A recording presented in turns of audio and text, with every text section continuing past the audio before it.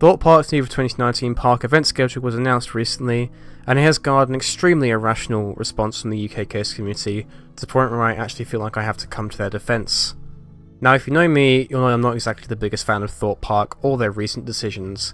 However, I think people really need to calm down. I don't think I've ever seen such an outburst of insanely unwarranted anger in my life over something like this, so I will attempt to play devil's advocate here and try and talk through why people are being insanely unfair to the park. So to start out, let's address the whole Loggers Leap died for this, or is this really the best you can do after you've closed one of your rides? This is literally not a replacement for Loggers Leap, nor should people see it as even being remotely connected in any way. Aside from possibly Jungle Escape, these events most likely came under a different branch of funding Merlin gives the park every year, so it's not like they are choosing to leave Loggers Leap abandoned.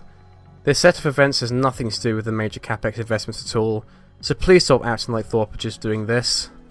Let's just chuck our money in random locations and see if that works, because I tell you what, it's better than investing in a new coaster.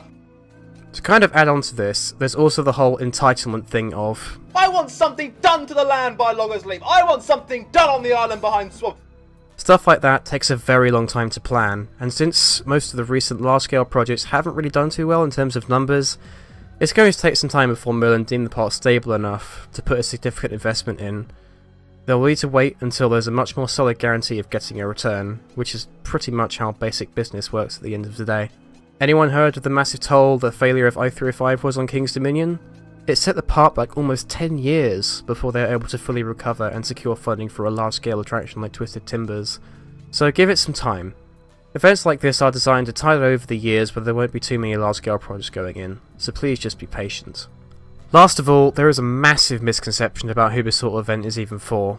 No! I don't want to do any of this stuff! I want to go on coasters! These sort of events are not targeted at a regular coaster enthusiast. They are for a much broader demographic. Your idea of what makes you happy most likely does not align with your average park guest who is just going out for a day of fun with family and friends. Ideally, these events are designed to bring in people to the park who would usually pass up the opportunity to go multiple times during the year due to things just being the same, but with the seasonal events throughout the year, it does have the potential to bring in more guests without the risk of losing as much money as a major investment. It's a way to keep a park afloat, and make going back at other times during the year feel different. If it doesn't make any difference to you, then at the end of the day, it doesn't really matter. It's not going to be overly intrusive like Love Island Lates ended up feeling at times. These are their own secluded events that are genuinely completely optional after all. There's some more petty stuff I could delve into, but there really isn't any point to even acknowledge them as genuine arguments to be taken seriously. Personally, I don't really like nor dislike this current lineup of events set up for this year. The park is under some new management, so hopefully they will take on board the stuff that made last year feel really flat and confusing. Only time will tell how things play out, but at the end of the day, if it goes well, or if it doesn't, it's at least something to try while we wait a bit more patiently for that brand new coaster.